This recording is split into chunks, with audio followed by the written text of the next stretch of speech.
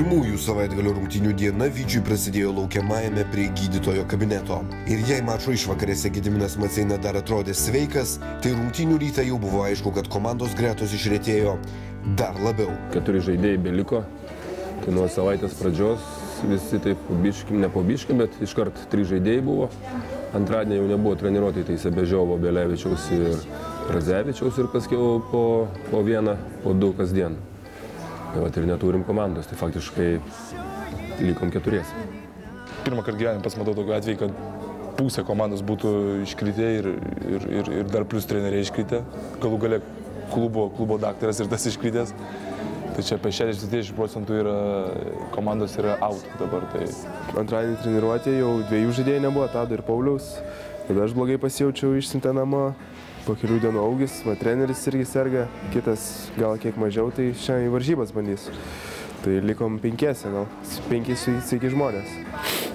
Netrukus paaiškėjo, kad Augustinas Jankaitis yra pakirstas kiek lengvesnio viruso, o Gytis Radzevičius bei komandos vyriausiasis treneris Virginijus Sirvydis gripu susirgo kur kas rimčiau. Stiprus virusas labai, plaučių uždegimo kol kas nėra, tai savaitę gulėt lovai, nes kitu atveju galiu pasižaisti. Tikrai žiūrėsiu, palaikysiu, tikrai būsiu su komanda. Aišku, indėlio gal net nešiu, bet palaikysiu. Šakių Vytis atvyksta 6. Po pakartotinių prašymų atšaukti rungtynes prieš Telšius į tolimą išvyką išvažiavo paskubomis surinktas Vyčio šešetukas. Prie po Gedimino Maceino su negalavimo likusio 4 prisijungė tą pačią rungtynių dieną užregistruotas, iki tol su komanda tik treniravęsis Remigijus Trakimas ir popietės išnirimo iki galo neatsigavęs bei savaitgalį žaisti nesitikėjęs Povilas Butkevičius. Ekipai teko remtis 4 aukštaūgiais. Nei lyga, nei priešingai neišgirto mus ir nenorėjo suprasti, įeiti į mūsų padėtį. Tai teko vėlgi šiandien susirinkti visiems, be jokių treniruočių, be nieko, važiavom tiesiai į varžybas. Pirmadienį ten, nežinau, ar čia taip sutapo, ar ką, priėjau prie Jezukevičiaus, sakau, Edė, tu kada nors esi žaidęs 3 numerių? Sakė, ne. Sakau, galbūt atsiras galimybė ir ta turbūt pranašystė nesąmoninga tą išsipildė, bet esmė ta, kad, ką turim, tą turim. Kiek žaidėjų turim, su tais ir žaisim, čia jau nieko nepakeisi. Mes už Vytis! Prieš rungtynes per komandų pristatymą Vyčio krepšininkai solidarizavosi su negaluojančiais kolegomis ir simboliškai pasipuošė apsauginėmis kaukėmis. Nors buvo galima prognozuoti beveik visiškai atsitiktinę sudėtimi žaidusio Vyčio sutriuškinimą, komanda po 3 kėlinių dar turėjo vilčių. Ir turbūt viskas dar gali būti gerai. Bet 6 krepšininkams ištempti rungtynių nepavyko. Garbingai didžiąją rungtynių dalį laikęsis Vytis pralaimėjo rezultatu 62-84.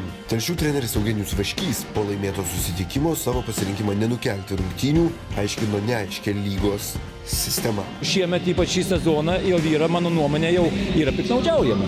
Ir dabar faktiškai matau neatvažiavo 6, bet aš iš tikrųjų galvoju, kad atvažiuos 7-8 tiksliai. Aš taip manau. Čia iš tikrųjų reikia ne mūsų klausti, koks jausmas, nueiti į Telšių Rūbinę ir paklausti pas tuos žaidėjus, kaip jie jaučiasi. Per savo praktiką, kiek esu buvęs krepšininkas, kiek teko ir treniruoti, tai tokių bairių nebuvo.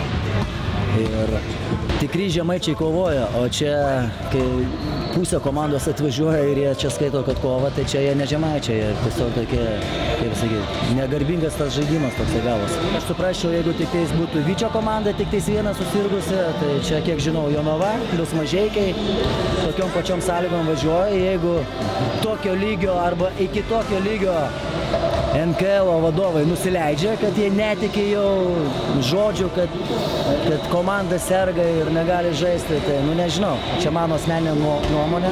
Aš kalbu kaip pats asmeniškai, kaip treneris, čia tiesiog parodė buvo, ne krepšinis. Visiems vyram noriu padėkoti ir duok Dieve, kad jie dar rytoj atlaikytų, nesulūžtų, atlaikytų ir tada Šakiuose bus galima jiems paminklą statyti, realiai.